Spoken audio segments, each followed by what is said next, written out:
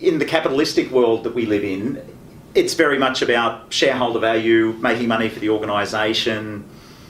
But I see a real change taking place at the moment, and I see more than just the shareholder being the most important piece of the equation. And I see a couple of other pieces of the puzzle, that being the employee and that being the customer, as being very relevant as well. And I thought it'd be worth just talking about that a little bit and seeing what that is going to mean to the future of work.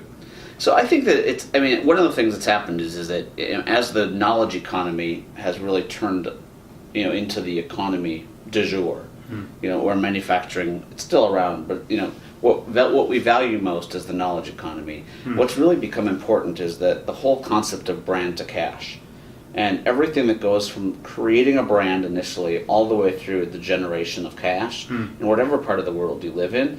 That flow is really, really important. Yeah. So in order to generate a brand, I need brains. In order to make sure that I execute that brand, I need brains. Yeah. In order to deliver, I need brains. In order to generate cash, I need brains. So the concept is that what's the one constant about everything I said? It's the brain. It's the people. So there's been this bigger sense over time, and it continues every single day, is that people make up a bigger component of what drives our success. And it's not just lip service as it used to be, where people are our most important asset. CEOs and CXOs really do believe that. The problem is that there's no way to put a value on a person.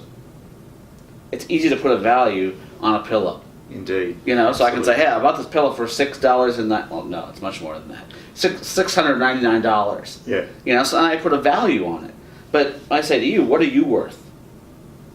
I'll put a bigger figure on it. Yeah, but what would your wife say you're worth? That's right. Or what would my employers say I'm worth? Right. Yeah. It's an ambiguous number. So one of the challenges with what you said is, why do we measure cash? Why do we measure shareholder value in dollars and cents? Any parts of the world? It's because that's what we can put a true value on. Over time, there's lots of work being done right now, and how do we put a value on a person? Yeah. And that's only going to continue to advance. It's one of the things I always tell my kids, who are both big sports fans. Yeah.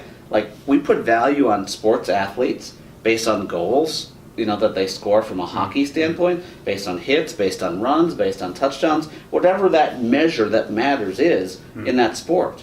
We don't do that with work.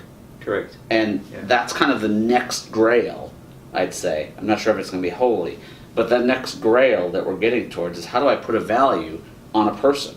And, I unfortunately don't believe it's going to be solved in my lifetime. But it will eventually, where I will not value a company singly based on the amount of money it makes, but I will take and value the company based on the amount of money it makes, plus the value of its people.